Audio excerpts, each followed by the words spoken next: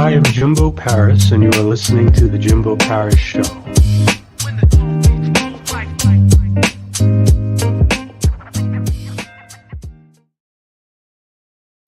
All right, how's it going, people? Jimbo Paris here. Welcome back to the show. So today we have Katrinza Peoples. Forgive me if I'm pronouncing that name completely wrong. But she is a very impressive woman. She's, first of all, a university professor. She's a mental health coach. She is kind of the owner of the People's Farm and Rehabilitation Center of Education. So she's done a lot of different things.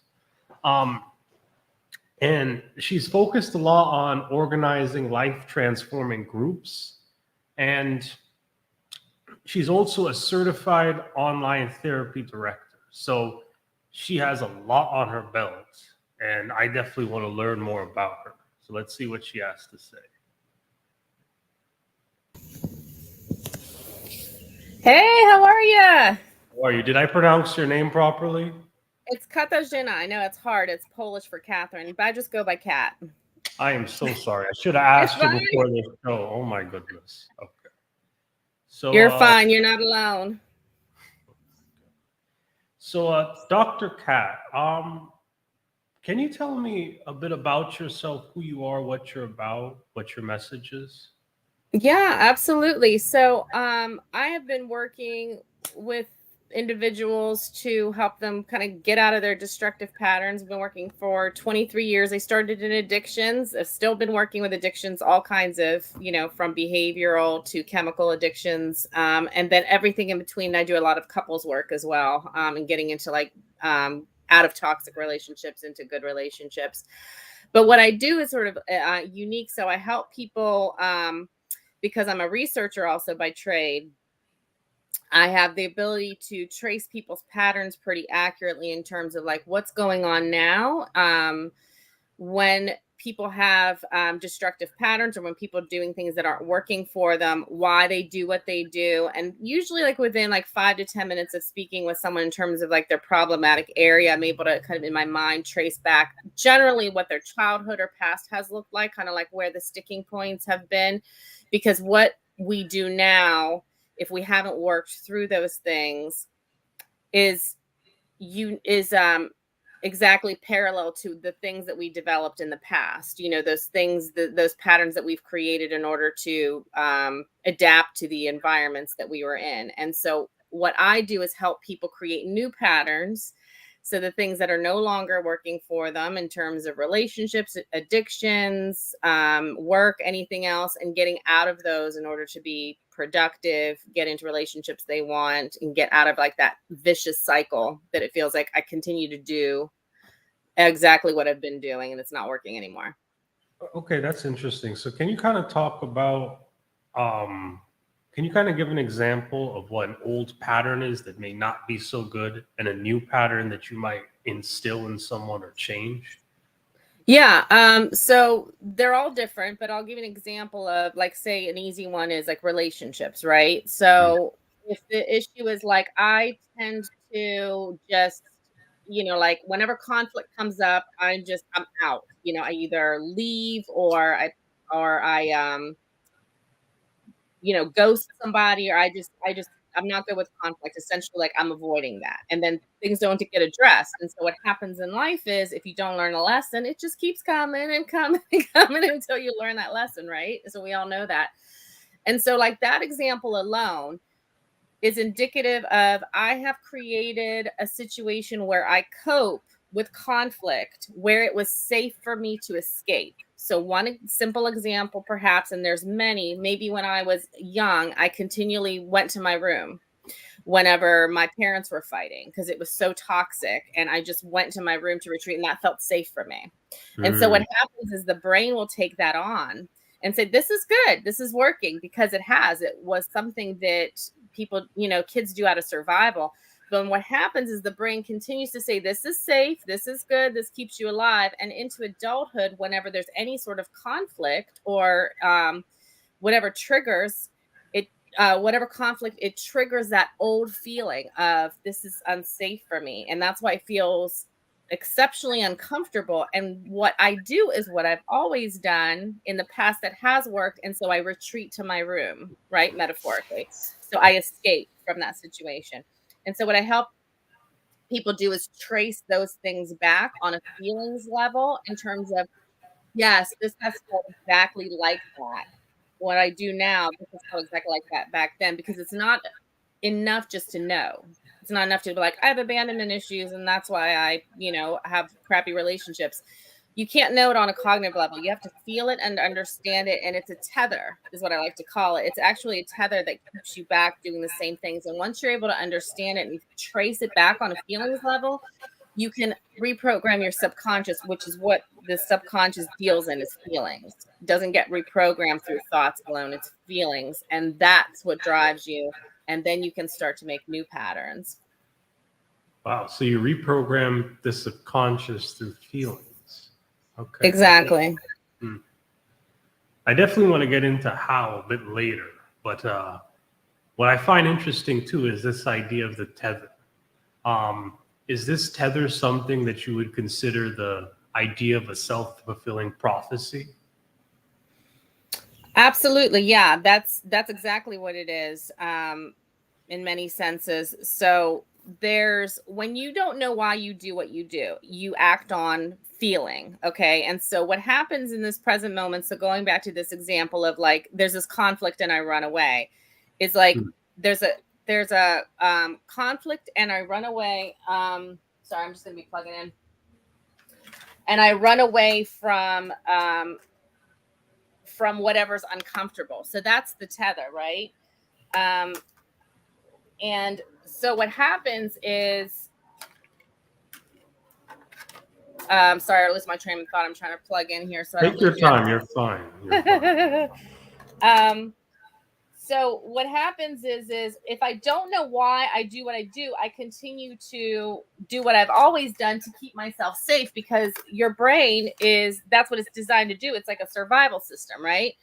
And so the tether is the self-fulfilling prophecy, because I have certain messages about life that I have certain understandings. People will abandon me, people will hurt me, conflict is difficult, I need to run, right?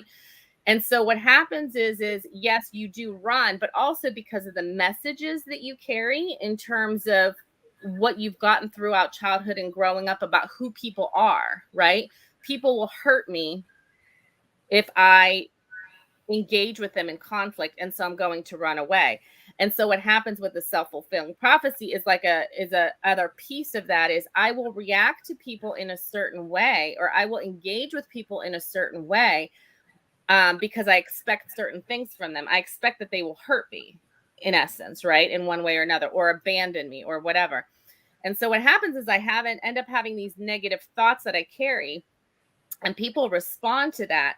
But yeah, the self-fulfilling prophecy is, because I expect this from you, I will act a certain way in order to protect myself. But when we act certain ways, say when we're aloof, right, people react to us differently than when we're engaging, right? When we lead with our feelings, people engage with us different ways than when we lead with our thoughts. And so that the way that you carry yourself, because of the messages also that you have, and then these tethers that get triggered, these feelings that get triggered from the tethers, create the self-fulfilling prophecy, which is why you end up creating that same pattern and attracting the same people and those sorts of things. So it's all connected in like one system. Okay. So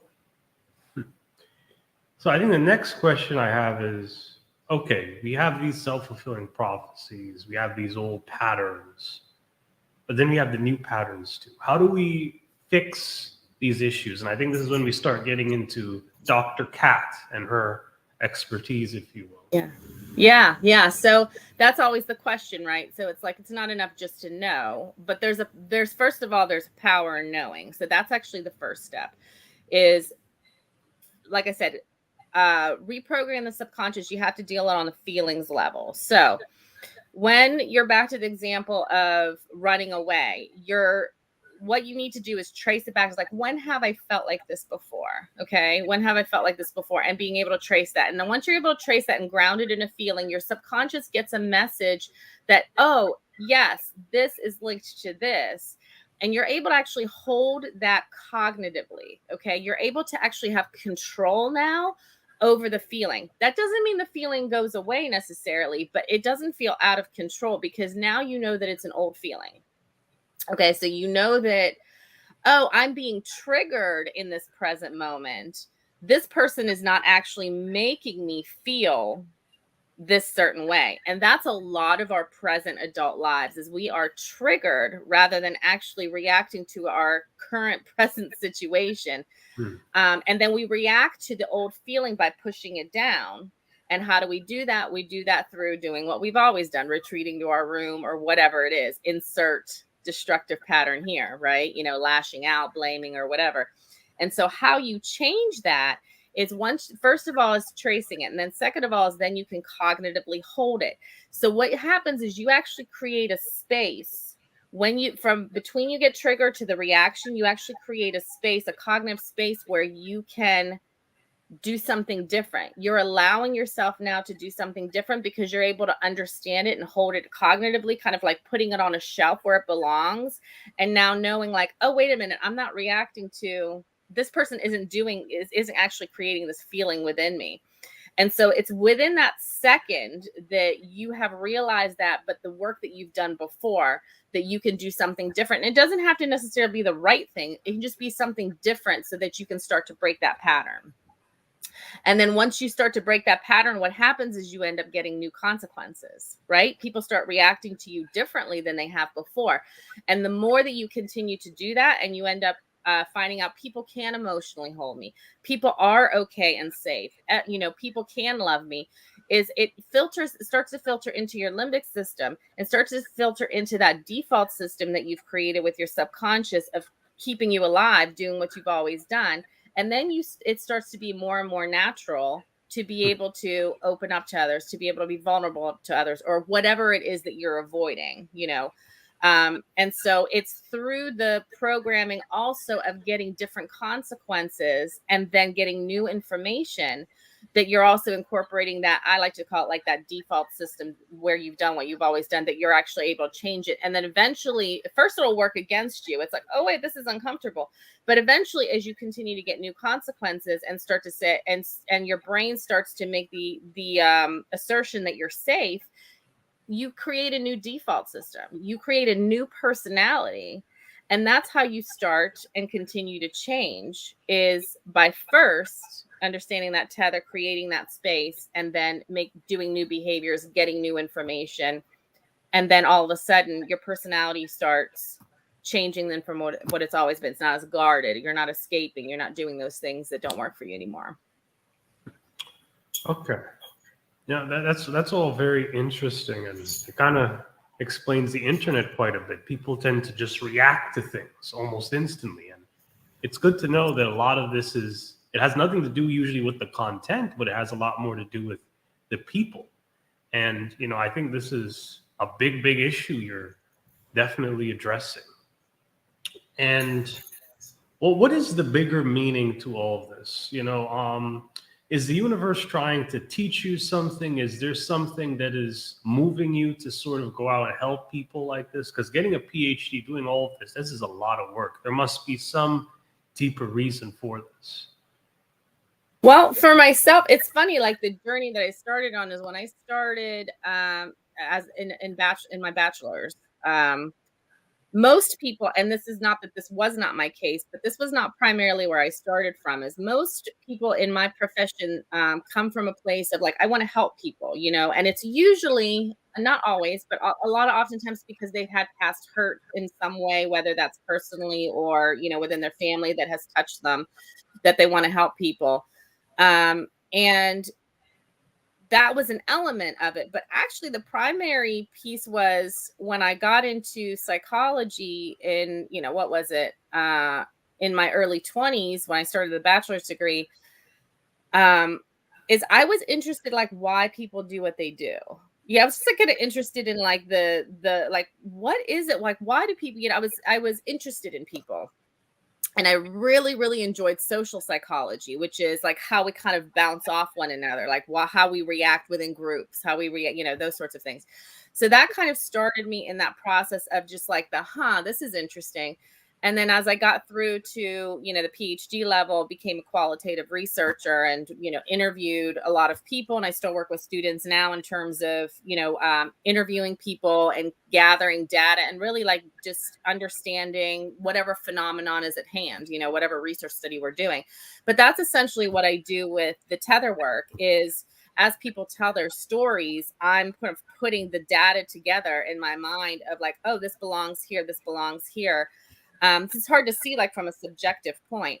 And so that really, was the difference within me in terms of like starting the process was I was really just interested in people. But that has been such a powerful spiritual journey because that's really where you need to start in order to change who you are and also go on the spiritual journey of fulfillment, is like tapping into those things, but it's hard to see from like a subjective place, it's hard to see whenever you're in it. And so what I've done for people is being able to kind of like give them the information. It's always like, like a lot of times it's like, I've never thought of that before. Like, yeah, this is exactly, this belongs here. And it's always like that. That's the thing is like the brain is highly programmable. And so it's always, always data sets, And when you're able to understand yourself, then you can start to do these transformational spiritual journeys. So that's kind of how it started, which is a little bit more of a unique journey than a lot of my compatriots have started with. Kind of like, this is my passion. It always was, but in a very different sort of analytical way. Mm-hmm. Yeah. Okay. And what is social psychology? Could you just give me kind of the definition of that? Yeah, so it's basically like how people react like with among other people. So in groups, So here's an interesting thing. This is kind of going off of a different place, but this is really highly connected to the spiritual self. But a lot of times in your teenage years, okay, so I'll say this, but as you're moving through like childhood into your teenage years, but like in your teenage years are like highly contentious, right? And so a lot of this happens here. And the here is you create a self that is different than your internal self because you want to stand out in some ways, but not really. You really want to be part of a group because standing out as a teenager is actually not the greatest thing. You want a little bit of individuality, but you want to be part of a group. And so what happens is you mold yourself into whatever group you're actually in or that you want to be in order to fit in. So, right? Like that's what happens in the teenage years. And that continues on. And we do that through our adult lives. But what we do is conform. Okay. So in social psychology, how we act in groups is we conform. And so we may be a different person at work versus a different person like at home with our kids or in our marriage or in our long-term relationship versus being different, anywhere else in any other social matter. We're different selves, but we're different. But the spiritual downbreak of this is, or breakdown of this is, that person that's alone on the couch when you're all by yourself is different than that other self that you created, right? So what happens is you have this part, the social part within social psychology is how we act, among people. And then there's the self, there's me who I really am, right? And what's in between is nothing. Okay. And so the journey, the healing journey, this is the part I was interested in, the social psychology, but then now the healing journey is to move that so that you're aligned, so that you're the same person on the couch as you are socially. Okay. So that doesn't mean that, you know, you don't need to alter some things. Maybe at work it's more appropriate to do this or that, but you're always yourself. See, that's the emptiness, is people aren't themselves. They're not who they really are with others because they have this need to conform. And the need to conform is because I don't love who I am. I don't accept who I am, or I don't understand who I am, or all of those things above. And so what I help people do is when you're really on this journey, you align to always being who you are at home, on the couch, when you're in those depths all by yourself, and whenever you're with others. And you know, I think, do you think that could actually go even beyond people? Like, do you think our need to conform can even affect other things? Like maybe you have parents and those parents want you to do what they did and you're trying to conform with them. And, you know, it could be so deep towards, you know, your goals, your career goals, your passions in life. You think that could also change that too? Or Oh yeah, absolutely. We think about it too. Like whenever you're moving towards it's your authentic self, right? So like, yeah, you are like different people, but it's like the question is like, is that you? Do people really see you? Right? Like, do your parents actually see who you are? Now, some people, regardless, may not be able to see you, or may not want to see you. That's on them. See, that's the other part of the spiritual journey too, is like you're able to separate, like, this is your stuff, and I don't need to take that on. Okay. But I'm going to continue to be my authentic self. Right. And so you're the same with your parents as you are in a party, as you are at work. Maybe some adjustments depending on what needs to be done, but authentically, you're exactly that same person. And so what that allows you to do, actually pushes you to do, because you have to do, is when you have people that are toxic, or when you have people that impede on your self, right, on your authentic self, is you create, I like to call them spaces. Other people call them boundaries, but boundaries are sort of like blockades. But spaces, you have to create spaces in order to be who you are. And so in the journey of becoming authentic self, you actually necessitate the need to move toxic people away from you, because you're not aligning with, they're not aligning with who you are. They're continually trying to maybe put you in a corner somewhere, or create a different you than who you are. So it's like all of that, right? You know, I mean, it's like, absolutely. So yeah. And then this is an interesting thing also, you know, that you mentioned with parents, is like whenever you go back to like your parents' house, you're like eventually become like the child again, right? Like you're like whatever you were, all of a sudden, like you kind of loop back into, because it's a whole like energetic space, but like they're reacting to you in terms of how they see you.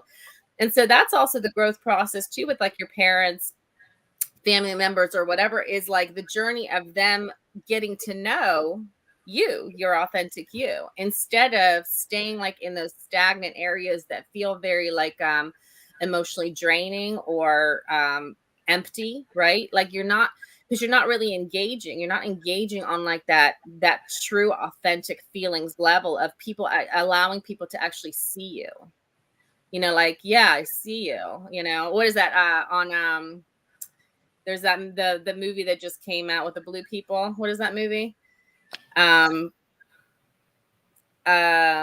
Avatar. There was a new one. Oh, but yeah, anyway, Avatar. Yes. the Avatar. But like, I think the first one, it was like towards the end or something. But you'll see this in, you know, other languages, is they have a language for it. But it's like, I see you, like people really seeing your authentic you. You know, like that's where you want to get. Like that's that journey, and that is the same for your parents and anybody else. And it's a lifelong journey. You know what I mean? It's not like, oh, bam, I'm here. I mean, that's the process. That's the process of life. That's why we're here. Okay. It's a good thing you mentioned the first Avatar, because I haven't seen the second one. Me either. Yeah. But this idea of I see you, and you talked a lot about forming spaces, barriers. Does this happen due to things like depression? And what is depression? What happens if it's untreated? Yeah, so depression is in many cases like an absence of meaning, and an absence of purpose, right? You know, so like when you and you know, and an authentic self, but it's a symptom.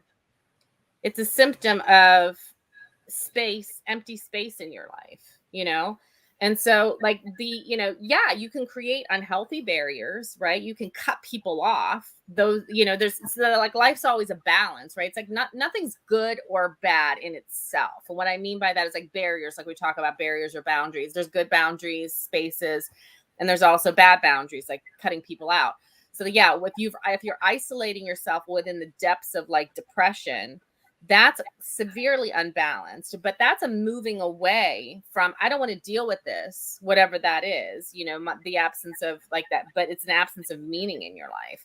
And so you want to create boundaries where you're always moving towards authentically you. And so you're creating spaces with people that don't serve that, like I need to maybe create this much of a space or have this sort of engagement with you because I'm not able to fully be me. But you don't want to go on the continuum of I'm going to cut people out of my life because I don't want to deal with whatever it is in my life. It's, like it's a meaninglessness, it's a lack of purpose. Like that's depression too, right? There's, it's being away from being authentically you. And a lot of that has to do to, especially with depressions, people don't see you. So it's very, very sad when nobody knows who you are.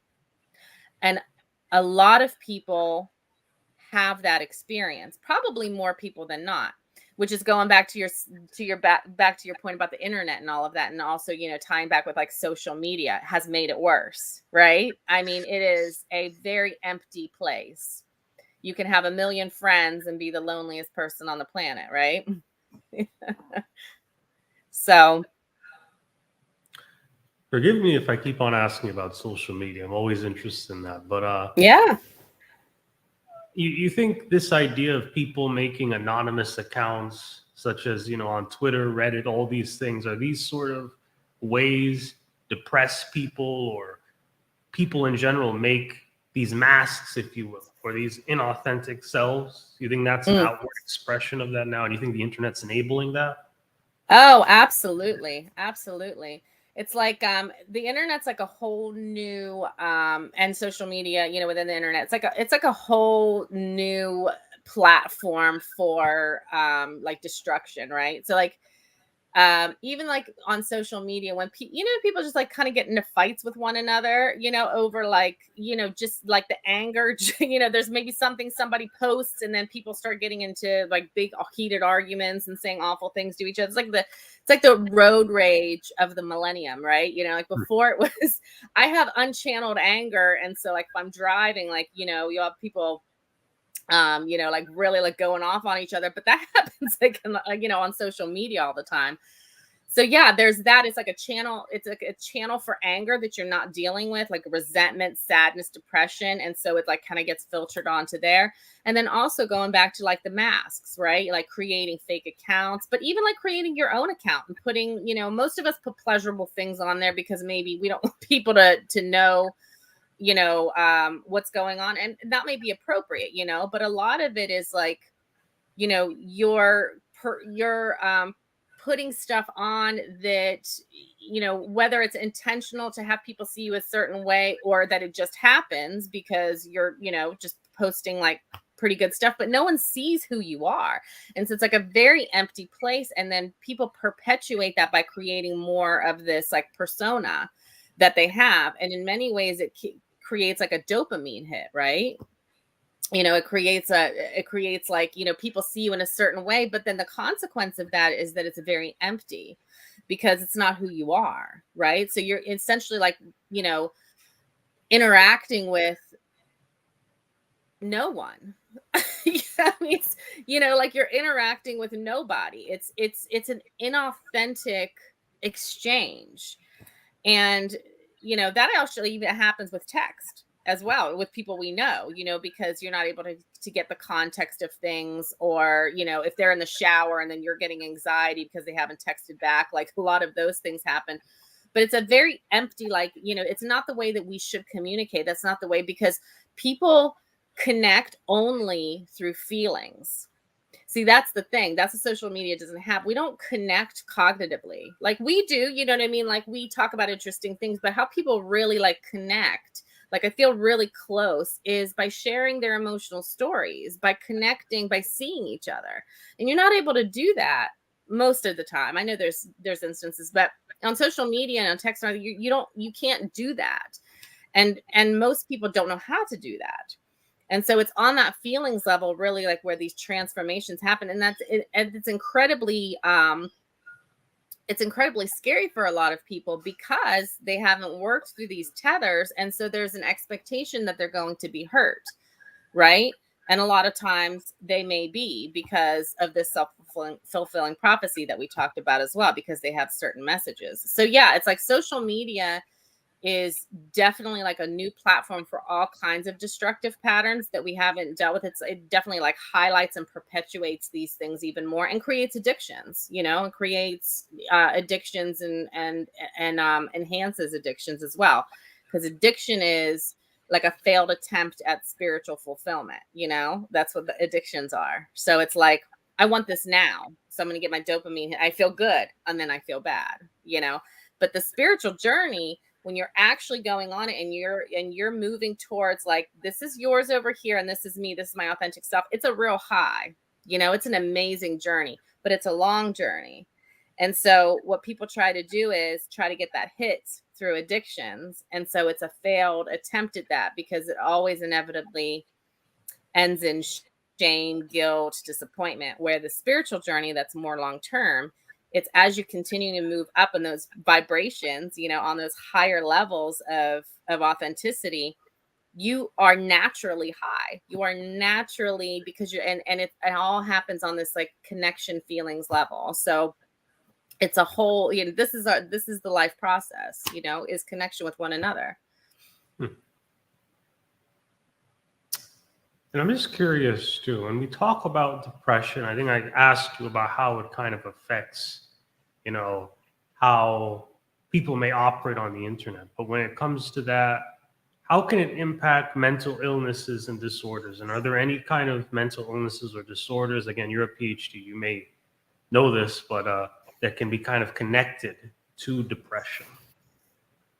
Well, yeah, I mean, you know, it's like mental illness and disorders. There's all kinds, but there's depression, which is like axis 1. So that's like the depression, anxiety, like the mental health stuff. Then there's axis 3, which is, I'm sorry, axis 2, which is personality disorders. Okay. And so that's like, you know, big on the internet and YouTube now is like narcissistic personality disorder, right? There's like a whole following with that, right? That's in cluster B. And that goes with like social, that goes with histrionic and borderline, those things, but they're all essentially the same in that cluster B. So those two things are different. So there's the mental health, which is like that we classically define as mental health, and there's a lot of like pills for that, right? So there's a lot of like, you know, for depression, anxiety, there's, you know, there's schizophrenia, all of those things. And then the axis 2, which is the personality disorders, those are like how personalities are formed through these destructive patterns, and how people actually like those are forms of control. But they're interrelated as well.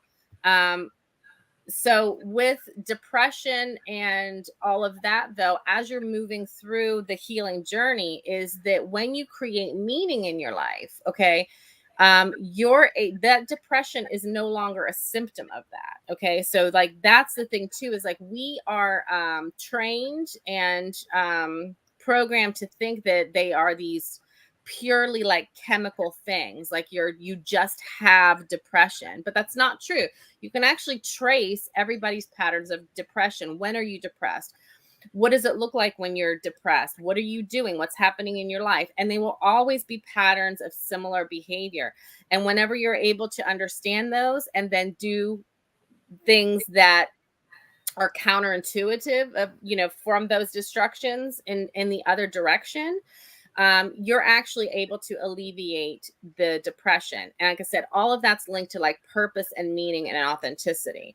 And that also goes with like those more complex mental health disorders. Like, you know, I've worked with people that have had like auditory hallucinations, visual, all of that sort of things. And those are also linked to, you know, we don't think of it. We think of like, oh, this is just something chemical, but it really isn't. It's a disassociation from self. And that happens through trauma, but but essentially it happens through coping mechanisms. Like I said, it's still another form of destructive pattern. So I've actually helped people work through getting rid of like hallucinations, dissociations, and all of that through this alignment process. So it's all like connected. I don't know if that answers your question or not. I think that's like a long answer to your short question, but it's, you know, it's all in the same boat, but different techniques to be able to sort of heal those things depending on how one is tracing it and understanding it. So you really have to understand your situation. And that's interesting. And for some reason, when you keep on mentioning hallucinations, I start to think of conditions like schizophrenia and those types of things. And is that what you're kind of mentioning there? Okay. Yeah, absolutely. So, you know, with like even with like us, bipolar has an element of psychotic psychosis. Not all of it, but some of them have the hallucinations. And then there's also dissociative disorder, which isn't hallucinatory, but it's dissociating, creating like new personalities, you know, just, you know, like lots of complex ideas that we're not going to have time to get into now. But yeah, absolutely. And we're not trained or programmed to believe that those things are things that people can get rid of. Like, it's like, take a pill, you know, before, back in the days, like, stay in the mental hospital, you know, like, let's manage this person. They're always going to be like this. But that's just simply not true. That is absolutely not true. And so even something is like, as, you know, like almost unmanageable that we think of, like something extreme, like hallucinating things, or you're having these different personalities, is like all it comes down to like coping mechanism. It really comes down to that. And it's an alignment work of being able to align self. And actually, quite literally within dissociation is there is a break in people's personalities, that they create separate personalities or types of personalities where they're moving from one place to another.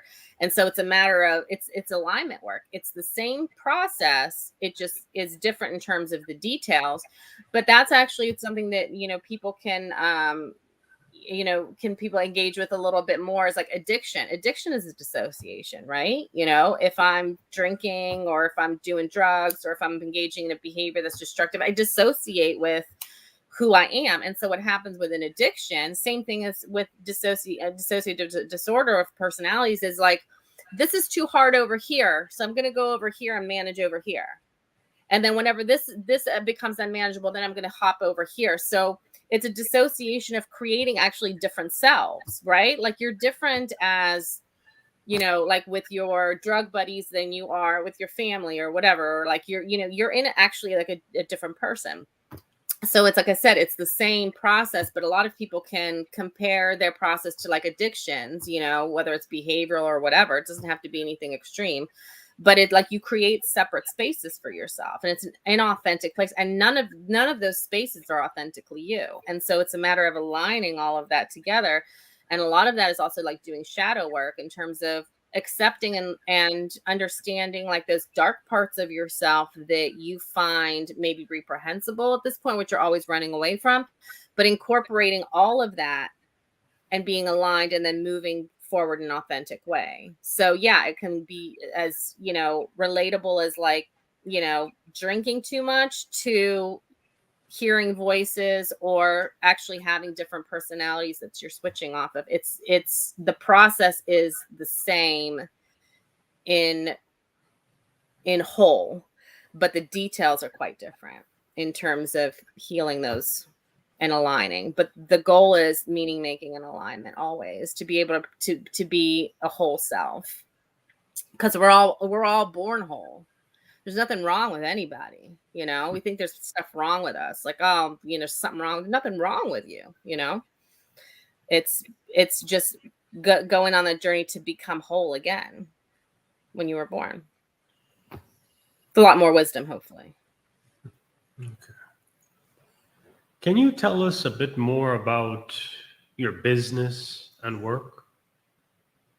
Yeah. So I know I do a lot of things, as you mentioned in the intro. So, but in terms of what we're talking about here, what I do is I work with individuals mainly in groups. And so I have these 6-month groups, cohort groups that I work with in terms of I have two kinds. I work with counselors as well in terms of doing the work and bringing clients in and learning how to do the work. And then the other group, in terms of what we're talking about here, is helping people get out of destructive patterns and create the lives that they want. And so what I do is I start with one group and I end with the same group. So like I said, it's a cohort model. So the same people that start are the same people that end, and they go through that growth process together. And then I'll do some individuals and those sorts of things.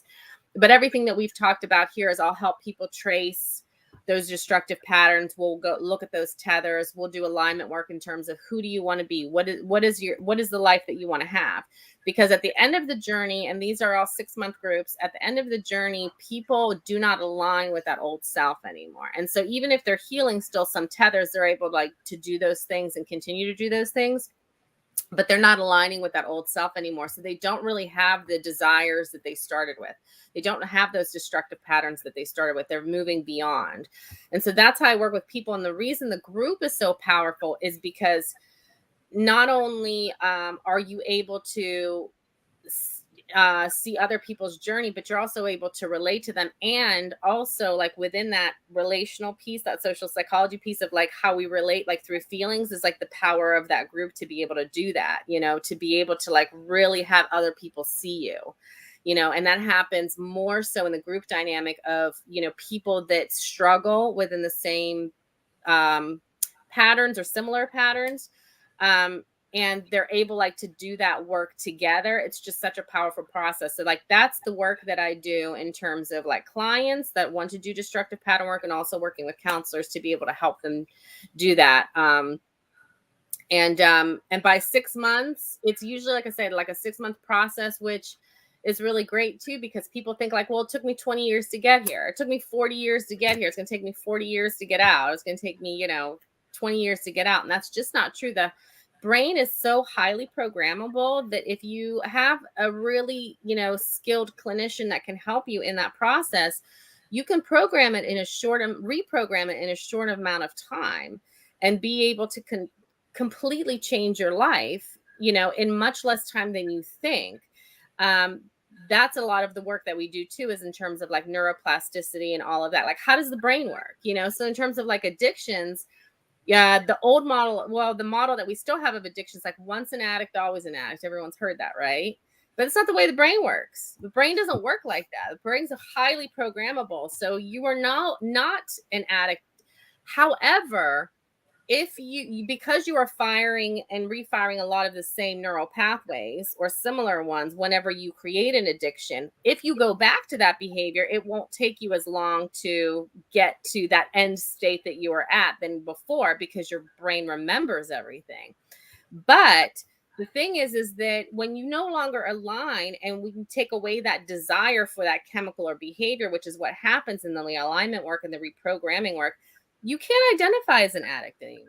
And actually works against you, because if you're identifying as an addict, if you're identifying that this is who I'll always be, then actually that's always what you'll bring as well. So it works against you to keep that identity as well. So it's not a matter of denial. It's a matter of knowing who you are and knowing what your process is, but aligning with a new self, aligning with a new identity, that you want to be, rather than sticking to what you think you're stuck to. I'll always be an addict. And it's the same thing with like anything else. Like, I'm just bad at relationships, or I'm a terrible husband, or I'll never be a great mom. Like, whatever it is, it's like, okay, well, here you go then. Like, that's what happens, is like you get more of that. That's the way that it works as well. So a big part of that too, in terms of like reprogramming and aligning with a new self, is you have to do that. You have to do that in order to take those desires and destructive patterns away. Because if you're always aligning with those things, then you'll continue to be in that space, the self-fulfilling prophecy, as we talked about in the beginning. So it's a lot of that. So that's the work that I do, which is extremely, extremely powerful.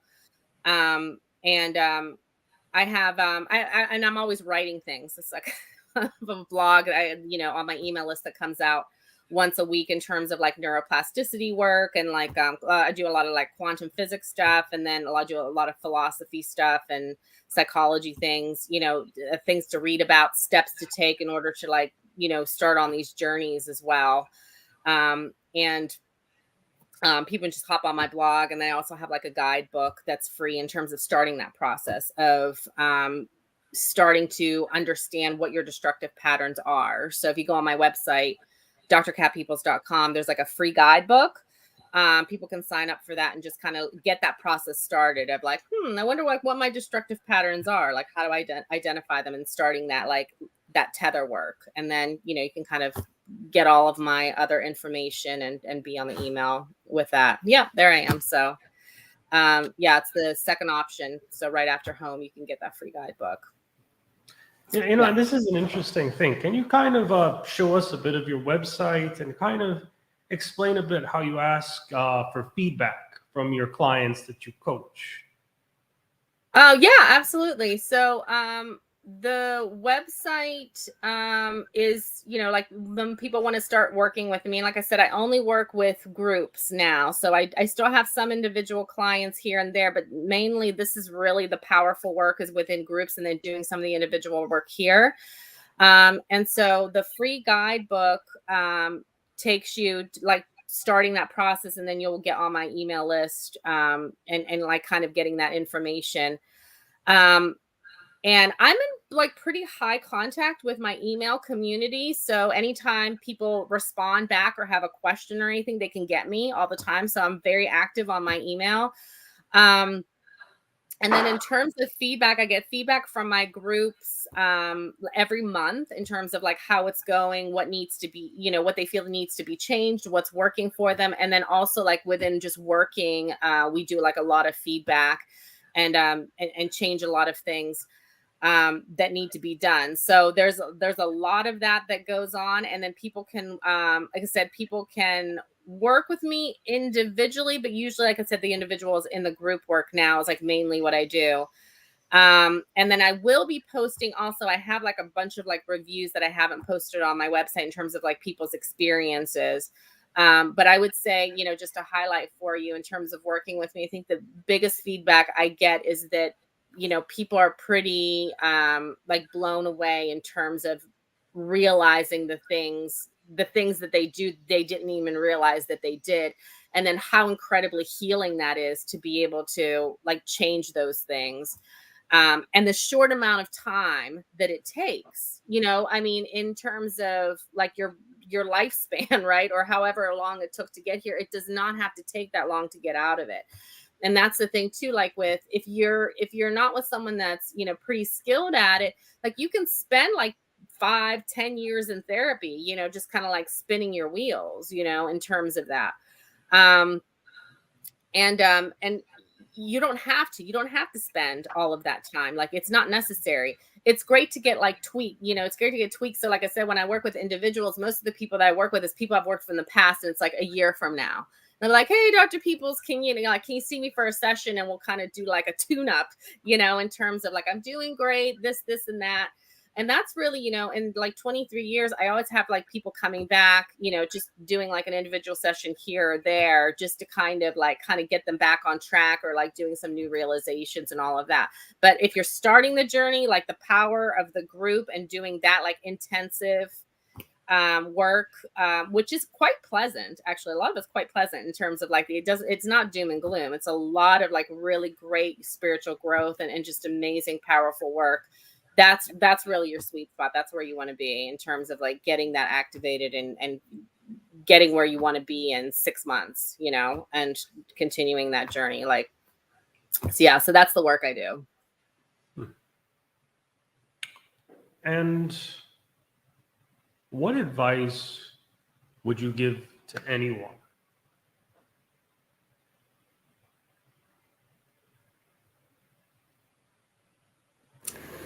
I would say this is what I tell people. I don't know if it's classified as advice, but I'll add that as well. So the most important thing to know is that there's nothing wrong with you. Okay. So people hold on to that there's something inherently wrong with them. And it's just not true. Okay. There's nothing wrong with anybody. So you're doing things, like I mentioned before, that that do not work for you. And so the advice that's linked to that, I would say, is you have to know who you are. You have to know those things. You have to delve into why you do what you do to start that journey and to be able to create a life that you want. And so that's really the first thing, is know who you are, and that's the first step in starting to accept yourself. And when you find out, as you continue to find out who you are, is incorporating those things that you've been running away from, those things that you've been escaping through addictions and destructive patterns. Those things work for you as well. You're just not using them well enough. They're out of balance. Anger is not a bad thing, right? But you got to balance it to assertiveness, right? Like, you don't want people stepping all over your boundaries and being, because you're too afraid to say anything, right? You want to move on the other direction. So it's a matter of, like, you're out of balance, but there's nothing wrong with you. And it's just a matter of working through that. And you have to start doing that through really doing that tether work, really understanding who you are. So that would be my advice, is like step one is start there. Start at those destructive patterns and start to look at those. And you can only do that effectively through feelings. So you have to do the feelings work. You have to feel it, which is why it has to be specific. It's not enough just to know I had a bad childhood and therefore, we all know that, right? That's why it doesn't work. So it's within the feelings that the reprogramming of the subconscious happens. And that's your system for changing your life. That's where all the magic happens. And so right now it may be working against you in a lot of ways. And those are the things that you want to reprogram. And the things that are working great, you keep those. Very good. And that would be my advice. So I think the final thing I want to ask is, how can we reach you? This has been an amazing, in-depth interview here. I think there's a lot of great gems here. But yeah, how can people find you, reach out to you? Yeah, absolutely. So on my website is all my contact information. So if you go into drcatpeoples.com, there's a contact menu item, and my phone number is there. There's also a contact sheet that you can email me from there. People can pretty much Google me and find me. It's pretty easy to find me. But my email, I believe, is also on my website. But if you want to email me directly, it's the website goes the same place. It's help@drcatpeoples.com, drkatpeoples.com. And I answer every email that I get back. So if anybody has a question or, wants to work with me or is interested in the upcoming group cohort, wants to get on the email list or whatever it is, definitely contact me, and I'll be probably starting the next cohort. I just filled this one. It'll be probably about in the next month or so. I'll be starting to send out emails and filling that one up. Yeah, so that's all the, and if you forgot all that contact information, just Google Cat Peoples, Dr. Cat Peoples, and you'll find me, and all of my information's linked to everything else. Okay. Well, thank you for being on the show, Dr. Cat. It really has been a privilege. And, thanks for having me. Of course. And yeah, thanks again for watching, everyone. I'm Jimbo Paris. This is the Jimbo Paris Show. I will see you next time. I'm currently working on a passion project that I'm really excited about, but I need your help to bring it to life. We'll be launching soon our very own Jimbo Paris Academy. This is going to be about aspiring creators and creating concepts. Thank you for your support. I'm sharing free bonus content to supporters. So let's make some amazing content together. Our affiliate partner, LifeWork Systems, focused on helping create a better collegial environment, looking at the mental health of business workers, business employees, and overall bringing the business up.